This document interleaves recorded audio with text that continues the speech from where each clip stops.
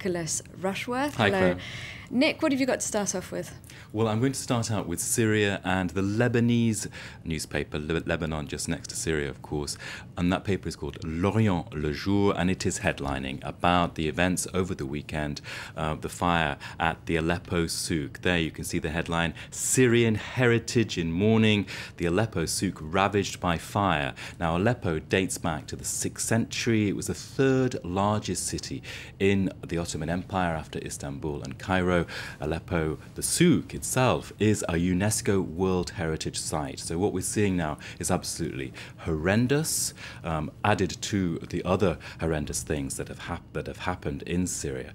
And the editorial in that paper is fuming. It is furious. Look at this. Les mains sales, dirty hands. And it says that everybody is guilty.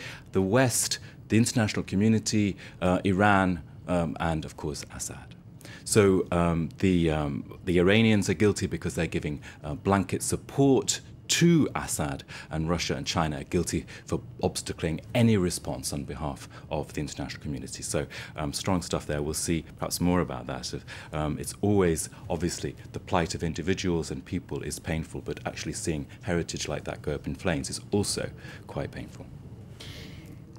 Now, you talked about an Arab autumn, but one comment writer is calling for an Arab spring. Haven't we had one already? Well, yes. In that piece in L'Orient Le Jour, they were saying that with those divisions, we are in an Arab autumn. But in a piece in the International Herald Tribune, there's a comment by Tariq Ramadan, waiting for an Arab spring of ideas. Now, he is a controversial Islamic studies specialist. He's based at Oxford University in the United Kingdom. And he's saying time has come now for Muslims to stop blaming the West and past imperial and colonial events. He's saying the Muslims must jettison their posture as victims. It's the kind of thing we've heard before. He's saying the dichotomy of Islam versus the West is just no good for Muslims. What they need to think of now is a multipolar world, and in that multipolar world there could actually be avenues towards even greater dependency on other powers. And so Muslims have to sort of break the mold in their thinking there. Moving on now to coverage of those parliamentary elections in Georgia, and there's quite a bit of criticism of the president. Well, Saakashvili was a long time the sort of golden boy of the Washington and Brussels. He was a hero of the Rose Revolution in 2003, and The Guardian is saying, look there, petals drop off the Rose Revolution. And it's saying, well, it sort of lists various examples of growing authoritarianism from his part. And at the end of that piece states that, well, Saakashvili steps down next year as president.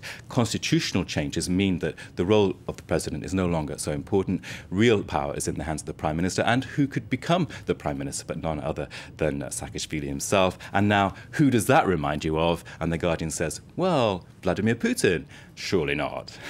Now, there's one piece that refers to Saakashvili's tragedy. Well, this is by the writer Charles Fairbanks in The Atlantic, and he details examples of corruption, specific ones pertinent to him specifically. He says in writing his words, he actually is in fear.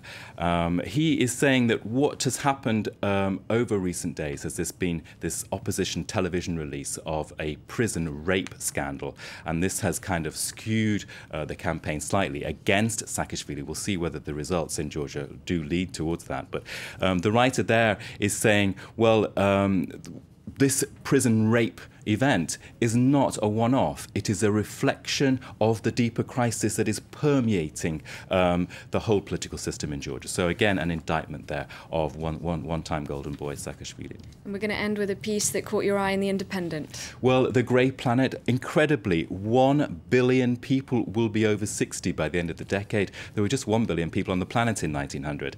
And here it's a look at examples in Japan of the grey matter at work, and one nice story in there about this this aging phenomenon is that a 73-year-old Japanese woman was the first person was the oldest woman in May to actually climb Everest. So she's saying, well, I'm ready for another 10 years of hiking. So that's an example for us all there.